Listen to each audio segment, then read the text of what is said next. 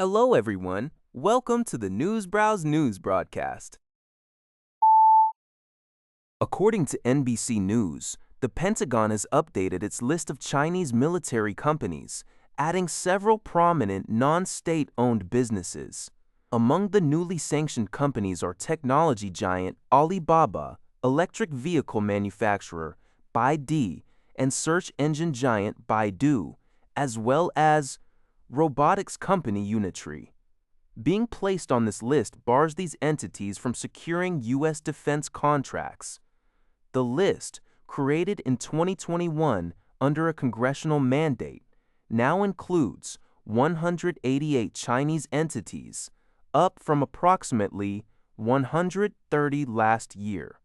It reflects a heightened wariness in Washington regarding Beijing's strategy of military-civil fusion, which leverages civilian technology and commercial enterprises to bolster its defense industrial base. While these blacklisted companies can still operate in the United States, they face severe reputational damage and the potential for stricter future regulations. In response, China's foreign ministry expressed strong opposition, accusing the U.S. of overstretching the concept of national security and suppressing Chinese enterprises. Both Alibaba and Baidu have released statements calling their inclusion entirely baseless. According to a report by Chosun Online, the U.S. blockchain analysis firm TRM Labs revealed that North Korean cybercriminals stole approximately $643 million, about 104 billion yen when in cryptocurrency during the first half of 2026. This massive figure represents a significant portion of the total $972 million stolen globally by cybercriminals during the same period. Among the most notable incidents were the April attacks on the financial platforms Drift Protocol and Kelp Day AO, which yielded about $577 million in stolen assets. TRM Labs highlighted that while major infrastructure compromises accounted for only 15% of the 207 recorded crypto theft incidents, they were responsible for roughly 76% of all financial losses.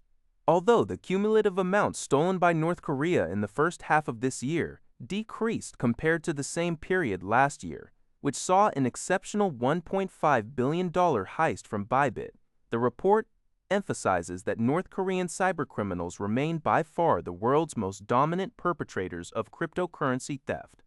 TRM Labs noted that these figures only track direct hacks and exploits, excluding other illicit activities like phishing or utilizing disguised AAT workers.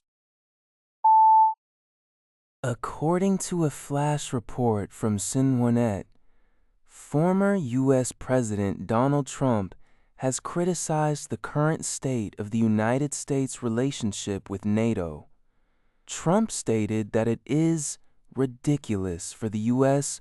to continue along this one-sided path when the alliance's dynamics are not reciprocal.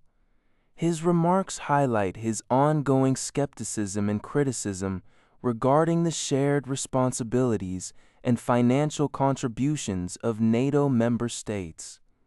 Reiterating his long-standing position that European allies must bear a fairer share of the defense burden rather than relying disproportionately on American resources.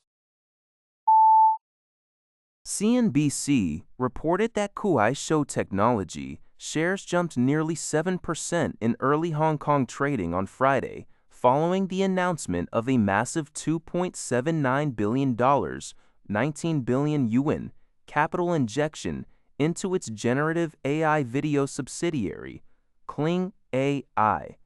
The investment round included a $200 million contribution from Chinese tech giant Tencent, which operates its own rival AI platform, Hunyuan.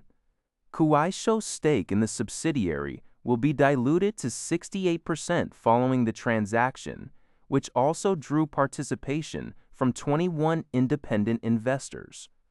Reports indicate Kuaishou had targeted a valuation of $15 billion for Kling AI through this raise.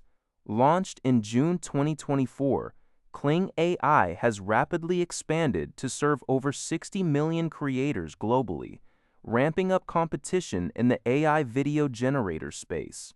Kuaishou is China's second-largest short video platform, with over 700 million monthly active users. Although the stock surged at the market open, Kuaishou paired its gains later in the session, eventually trading slightly lower. According to a report by Sing Tao, Apple is planning to launch at least 5 new iPhone models between the second half of this year and the first half of next year. Among these highly anticipated releases is Apple's very first foldable screen smartphone, rumored to be named the iPhone Ultra. Sources indicate that Apple has already notified its suppliers to prepare for the production of 10 million foldable iPhones this year, a significant increase from the initially projected 7 to 8 million units. The groundbreaking foldable device is expected to make its debut this September. However, cutting-edge technology comes with a premium price tag, as market analysts predict the average retail price could reach as high as 2,900 USD, despite ongoing global shortages of smartphone components and memory chips, which have driven up production costs. Apple is actively leveraging its immense supply chain control. By launching these diverse and advanced new models, the tech giant aims to aggressively capture a larger share of the global smartphone market. That's all for this video. Thank you for watching. See you in the next video.